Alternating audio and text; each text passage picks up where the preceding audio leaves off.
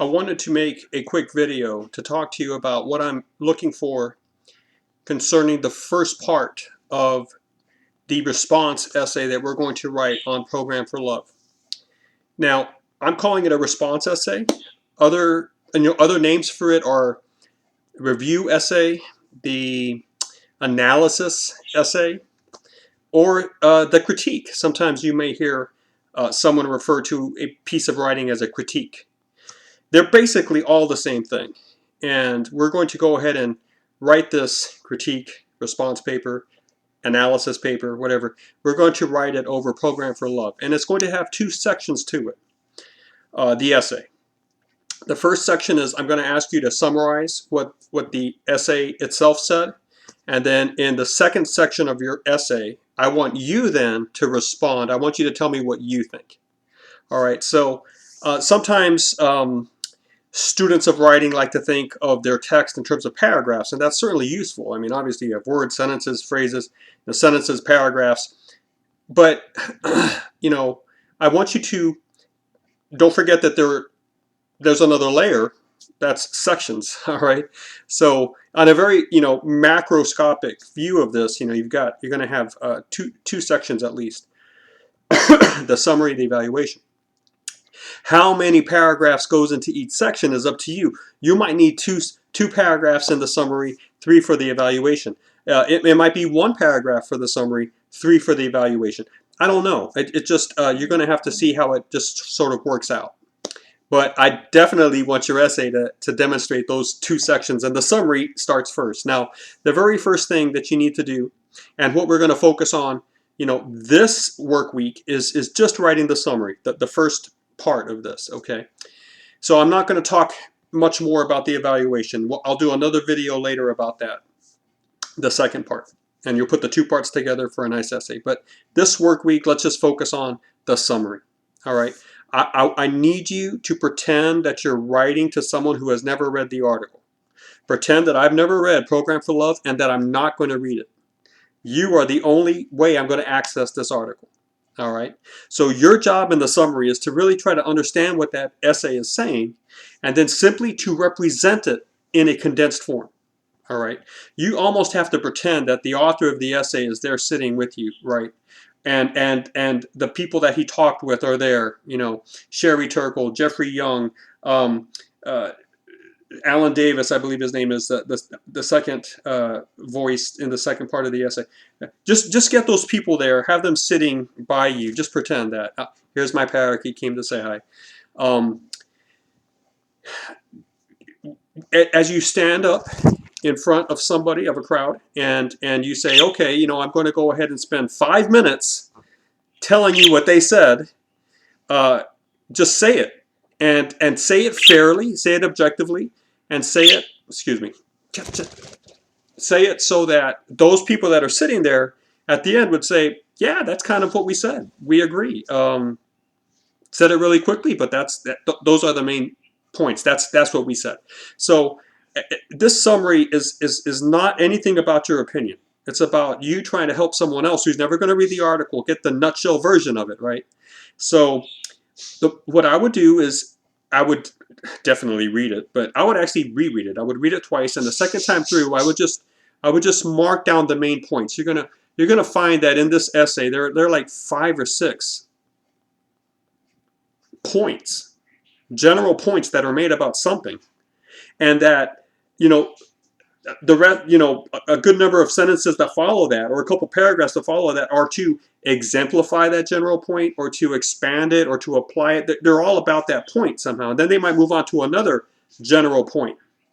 You see? So, your job in the summary is just to find those general points. There may be 4, 5, 6 of them. Okay?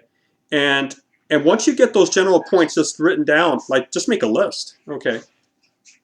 Then ask yourself, okay, the first part of this essay seemed to be talking about education. The second part seemed to be talking about, transgressive relationships. The third part seemed to be talking about people and that can make a decision for themselves if they want to have a relationship with artificial intelligence, and not be around people all the time. The fourth part, just make a list of these general points. There are more than one, that's for sure, okay? Make a list. And once you have the list, that's the body of your summary, okay? Can you turn that list into a paragraph or two that flows and reads well? That's how you do it. You know, it kind of is just as simple as that. Now, I would leave out a lot of details because remember, you're condensing.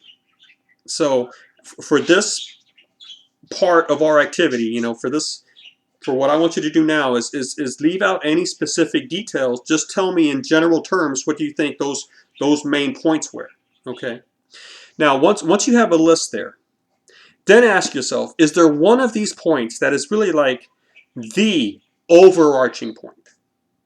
Is there one of these points that the other points all seem to support or, you know, collect underneath? Sort of like this one point is like an umbrella point and the other points are all kind of just, you know, describing that or supporting that or whatever. So if you can find actually in your list the most general point, you know, the one that seems to be what the whole essay is really about. If you had to say what the whole essay was about in one sentence, you know, that's the type of thing I'm talking about. That you can call the thesis or the overarching theme, right? And I guess what I'm trying to say is that you have a lot of detail in the text. You got to leave that out, right? But then you have general points, more than one. But because the essay is really about one thing, it has unity, you have to be able to work with those general points and say, okay, what are all these general points about? You know, and you need to write that out. That's going to be the thesis of the essay that you're summarizing. That's going to be like the overarching point. So when you write your summary, you know, you can say, you know, things like, you know, Jeffrey Young interviews Sherry Turkle, and Turkle says this, and she also says that she believes, you know, and as you continue developing that, maybe toward the end of that section, the summary, you can say, overall, the one point or the one truth, if you will, I'm not saying you have to believe it true, but you can use that language that, you know, runs through the whole essay is that, and then you don't kind of say that general term, very, very generalized thesis. Put that as the one main point of the whole essay, okay? Now, I really want you to start off in a certain way. I know this is going to sound sort of formulaic, but let's just do it. And then, you know, as you get better at this, you can introduce some variety if you want. But why don't we just start the summary with something like this? In his 2011 Chronicle Review essay, comma, columnist Jeffrey R. Young interviews Sherry Turkle in, open quotation marks, Program for Love, close quotation marks, period. Okay? So just in that one sentence, I right away give the reader the name of the author, the name of the article, the name of the publication, Chronicle Review. I kind of put the date in there somewhere. I probably got the date wrong. Just check the date. If you got the month, put the month in there too. But just give it to the reader right there, right off the bat. And then just get right into it. Sherry Turkle points out, by the way, if you get, you know, a full name, always refer to people with their last names. That's the modern convention right now. So Turkle, you know, thinks that, you know, and just list out those general points. Work with the transitions a little bit.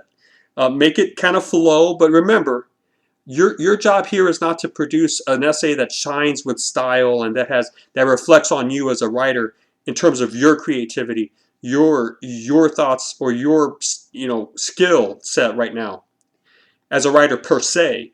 Right now, the summary is, again, you're their mouthpiece. You know, you just have to represent what they said. Just do it fairly, do it objectively, do it quickly, right? 1 or 2 paragraphs. And finish off the summary, okay? So that's what we're going to write first, and it's as easy as that, but probably as challenging. It's going to be somewhat challenging too. Really quickly, as I finish this off, let me just tell you the 2 main mistakes that my students make. If they're going to make any mistake at all, they tend to make one of these 2 mistakes. One, the summaries are too long, okay?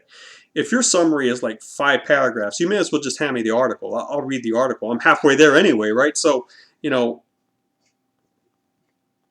if you feel yourself not, you know, including too many details, and you see this thing going 2 or 3 pages, your summary is too long. Okay, cut.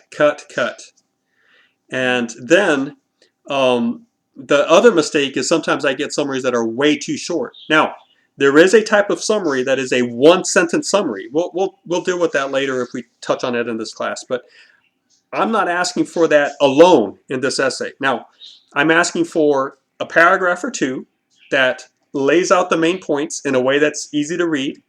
And then, you know, that 1-sentence summary, I would like that to be in there somewhere, but, you know, just writing the 1-sentence summary and say, well, here's the summary, that's not what I'm asking for here. Okay, this essay needs to work with the reader more, give the reader more of a reading experience at the beginning. So I'm looking for a summary of about 2 paragraphs. All right, good luck.